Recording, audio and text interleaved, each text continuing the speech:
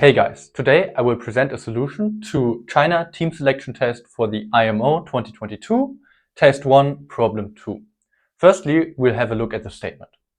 We are given a prime P and consider an infinite set A of integers.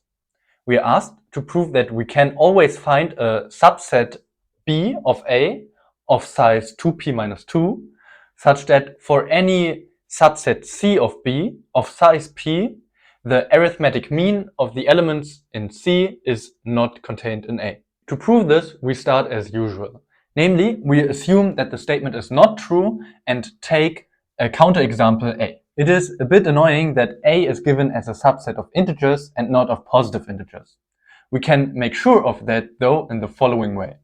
Firstly, without loss of generality, we may assume that A intersected with n is infinite because we can replace A with minus A otherwise. Since the arithmetic mean of positive integers is positive, we can replace A with the intersection of A and n to get a new counterexample that is a subset of n. So without loss of generality, let us assume that A is a subset of n. By our assumption, any subset B of A with 2p minus 2 elements contains p distinct elements whose arithmetic mean is contained in A. Since A is a set of positive integers, this means that we can always find p distinct elements in B whose sum must be divisible by p. Since we want to get to a contradiction, we want to construct sets B that do not have this property. And one example for this is B equal to G1 up to Gp minus 1, H1 up to HP minus 1, where those are positive integers such that Gi is congruent to Gj and Hi is congruent to Hj modulo P, but these are distinct residue classes. In this case, any p-element subset of B contains at least one Gi and at least one Hj, and therefore we can conclude that a sum of such a subset cannot be divisible by p. So A can't have a subset of this kind, which is equivalent to saying that there exists at most one residue class modulo p, such that A contains at least p minus 1 values of that residue class. Hence, there is exactly one residue class modulo p of which A contains infinitely many elements. Knowing this will allow us to play the same game modulo p squared. Namely, we know that after a certain point, all elements of A will not only be integers, but integers in a certain residue class modulo p. If what I just said is true, then we can of course continue inductively, and this motivates us to try to prove the following claim. To formulate our more general claim, we define for k and I greater than or equal to 0, aki as the set of x and A with x congruent to I modulo p to the power of k. Now we claim that for any k greater than or equal to 0, there is a unique I greater than or equal to 0 and less than p to the k, such that aik is infinite. And if that is proven for some k, we denote this by ik. Let's prove this claim by induction. For k is equal to 0, the claim is trivial, since a00 is just a and thus infinite. So now let us consider k at least 1. We assume that we can find distinct I and j, so 0 less than or equal to I, less than j, less than p to the power of k, such that aik and ajk are both infinite. In the next part, we would like to pretend that A is contained in aik minus 1, k minus 1. In other words, we want to ignore the elements of A minus aik minus 1, k minus 1. The induction hypothesis tells us that this set is finite, so we can define capital N to be its maximum element plus 1, and here this could be the empty set, so let me just write N to be the maximum of this set union 0 plus 1. So if we restrict ourselves to the elements of A that are at least as large as N, we get exactly our desired behavior. This is precisely what we're going to do. Namely, we consider a set B, subset of n, n plus 1, and so on, such that it consists of p minus 1 elements of aik and p minus 1 elements of ajk, and this is possible by our assumption that these sets are both infinite. Let me note that since aik and ajk are infinite, they must both be contained in aik minus 1, k minus 1, and therefore I is congruent to j, congruent to ik minus 1, modulo p to the power of k minus 1.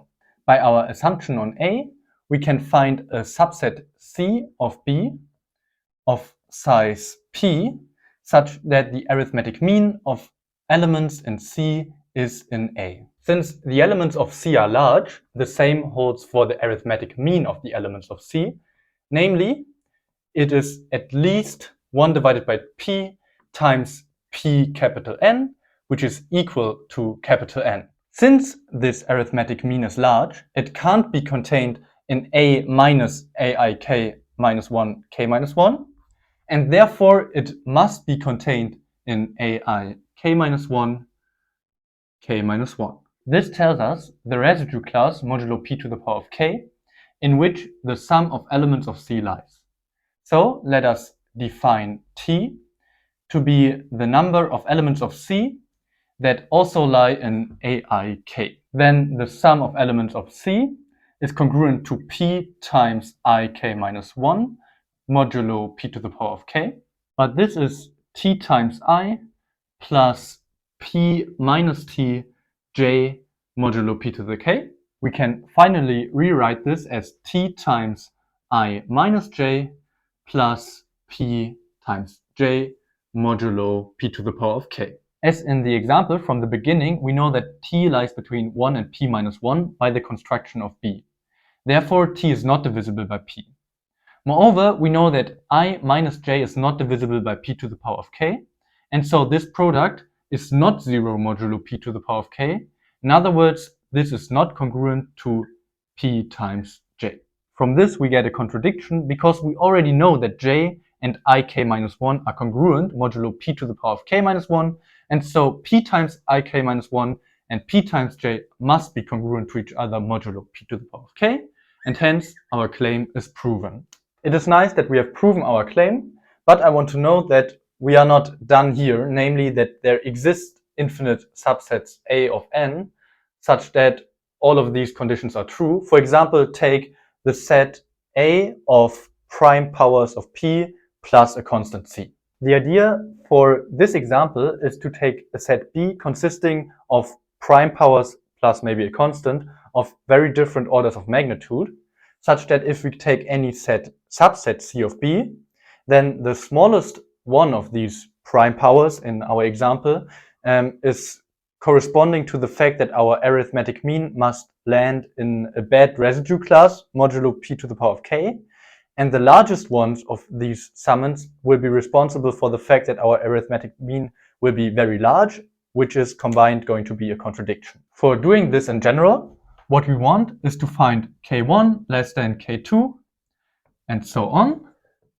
and numbers xm such that xm is contained in aikm, km minus aikm plus 1, km plus 1.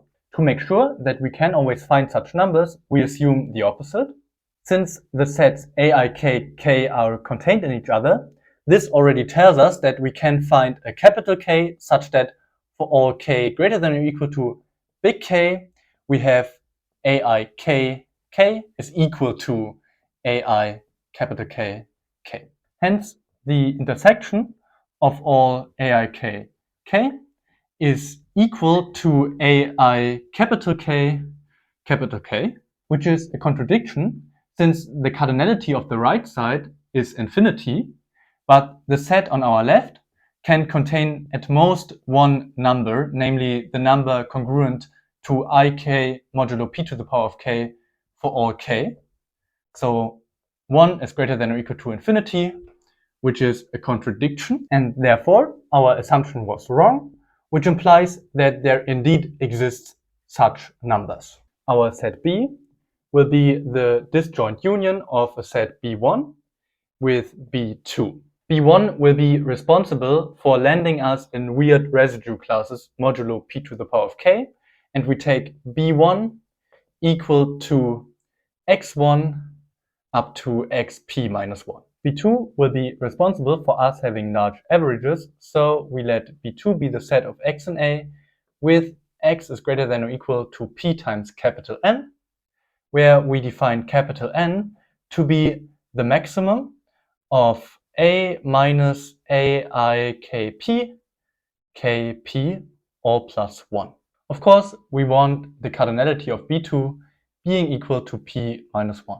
By our assumption on A, we can find a subset C of B with p elements, such that the arithmetic mean of elements in C, which we denote by M, is an element of A. C contains an element of B2, hence big M is greater than or equal to 1 divided by P times capital N, which is capital N. By definition of capital N, this implies that M is not contained in A minus ai kp kp, and hence M is contained in ai kp, kp. Moreover, C contains an element of B1, so let us define R to be the minimum J such that xj is contained in C. Thus, P times M is congruent to xr plus p minus 1 times ikr plus 1 modulo p to the power of kr plus 1. Since xr does not lie in aikr plus 1, kr plus 1, this is not congruent to p times ikr plus 1, modulo p to the power kr plus 1. On the other hand, kp is greater than or equal to kr plus 1, and so p times n is also congruent to p times ikp modulo p to the power of kr plus 1. But by definition, ikp is congruent to ikr plus 1 modulo p to the power of kr plus 1. So this is a contradiction, which tells us that our original assumption was wrong, and therefore we are done.